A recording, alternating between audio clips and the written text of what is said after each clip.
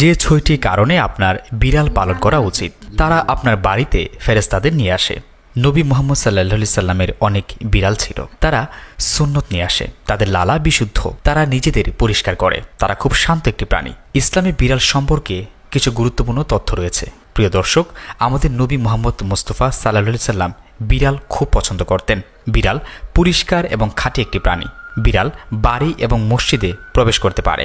বিড়ালের প্রতি ভালোবাসা ইসলামে বিশ্বাসের লক্ষণ। মহানবী সাল্লাল্লাহু আলাইহি সাল্লাম আবু হুরায়রা রাদিয়াল্লাহু তাআলা আনহুকে বিড়ালের পিতা বলে ডেকেছেন, কারণ তিনি বিড়াল পুষতেন এবং তা ভালোবাসতেন। একজন মহিলা জাহান্নামে প্রবেশ করেছিল একটি বিড়ালের কারণে, যাকে সে বেঁধে রেখেছিল কিন্তু খাবার দেয়নি এবং পৃথিবীর কীট পতঙ্গকে খাওয়ানোর জন্য ছেড়ে দেয়নি। তাই যদি কোনো বিড়াল বা কোনো প্রাণী খাবারের সন্ধানে আপনার কাছে আসে, তবে তা অপেক্ষা করবেন না।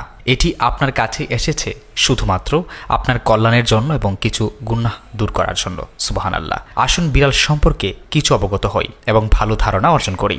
বিড়াল খাবারে মুখ দিলে তা নষ্ট হয় না, যেমন ভাত, তরকারি ও দুধ ইত্যাদি। খাবারে বিড়াল যদি মুখ দিই বা খেয়ে ফেলে, তাহলে এই খাবার আপনি খেতে পারেন, তাতে দোষ নেই। বিড়ালের মুখ পাক রয়েছে। একটি সতর্কতা: বিড়াল অসুস্থ হলে সতর্ক থাকবেন।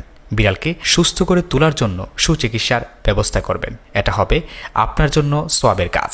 একটি বিড়াল বাড়ির ভিতরে খারাপ আত্মা এবং মন্দ উপাদানগুলিকে তাড়াতে পারে। বিড়াল যদি কাঁদে, তবে এটি আশেপাশের লোকদের কাছে একটি খবর বা সতর্ক বার্তা প্রদান করতে পারে। যখন একটি বিড়াল আপনার চারপাশে হেঁটে বেড়ায় এবং আপনার পায়ে পায়ে তার শরীর ঘষে, তখন বুঝবেন বিড়ালটি আপনাকে ভালোবাসা জানাচ্ছে এবং খারাপ আত্মাকে তাড়িয়ে দিচ্ছে। আপনার মধ্যে যদি দূষিত কোনো কিছু থেকে থাকে, তাহলে তা দূর করছে। আপনি কি জানেন, আপনি যখন ঘুমাচ্ছেন এবং আপনার পাশে একটি বিড়াল থাকবে, তখন কোনো অস্বাভাবিক প্রাণী আপনার কাছে আসবে না, কারণ অস্বাভাবিক প্রাণীগুলো বিড়ালকে ভয় পায়। তাই বিড়ালদের তাড়িয়ে দিবেন না, আঘাত করবেন না, কারণ বিড়াল উপকারী প্রাণী।